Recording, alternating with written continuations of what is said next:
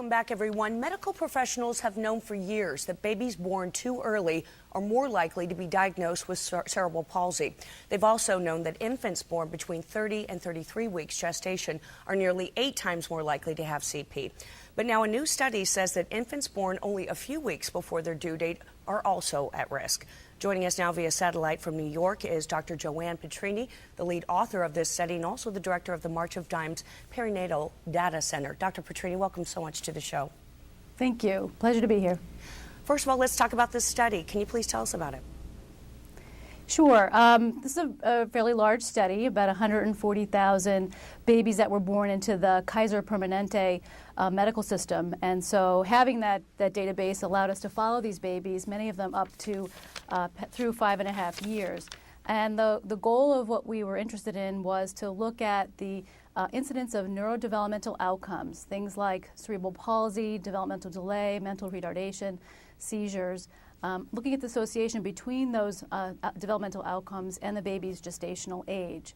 And just to take one step back, babies that are around 40 weeks gestation are what we call full-term babies, and those that are born before 37 weeks are what we call preterm. And so we were interested in those preterm babies, and we were interested in those that are born between 34 and 36 weeks, so those kind of right around the period of term there, late preterm babies. And what we found was those late preterm babies had a threefold risk of cerebral palsy and a slightly elevated risk of developmental delay when compared to term babies. And so we've known that those babies have had problems in the past, but this is a little bit more severe outcome than we've actually identified in the past for the late preterm births. Which brings me to my next question. It's been known for a while that the premature babies are at risk.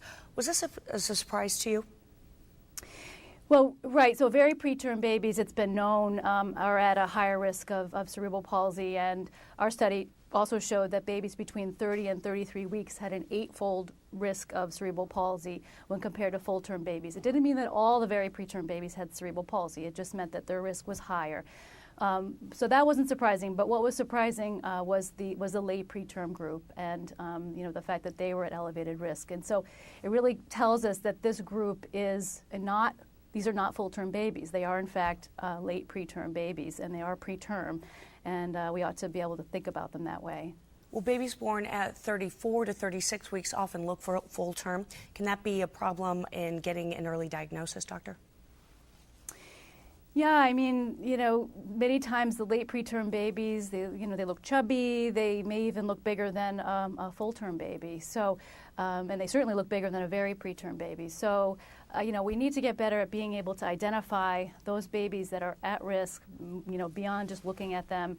And it's really going to be important to, once they're discharged from the hospital, that pediatricians, keep an eye on them moving forward through school age, just to make sure that they get the services that they need, if in fact they need them. Again, we really found a very low risk of cerebral palsy among these late preterm babies. It's just that the risk was higher than those among full-term babies. Doctor, do we know what causes cerebral palsy?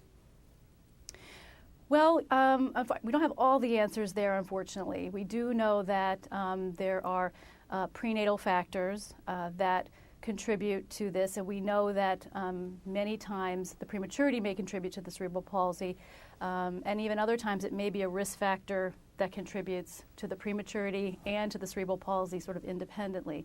So, I mean, it's not totally clear, and there's also a range of these outcomes. So I think the key thing is making sure that these kids get the services that they need early, when we have the best chance of making a difference. Doctor, we've got about 30 seconds left. About 500,000 babies are born prematurely in the U.S. every year, and that number is rising. What can be done to prevent early delivery?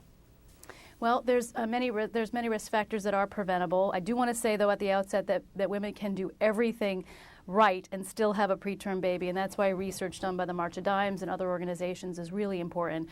But certainly making sure you've got good medical care, ideal body weight, both under and overweight, dealing with hypertension and diabetes before you're pregnant, and really kind of getting control of risk factors to the extent possible before pregnancy is really key. Right. And marchofdimes.com website has lots more information for those who are interested. And we certainly appreciate you joining us this morning, Dr. Joanne Petrini from the March of Dimes in New York. Thank you so much.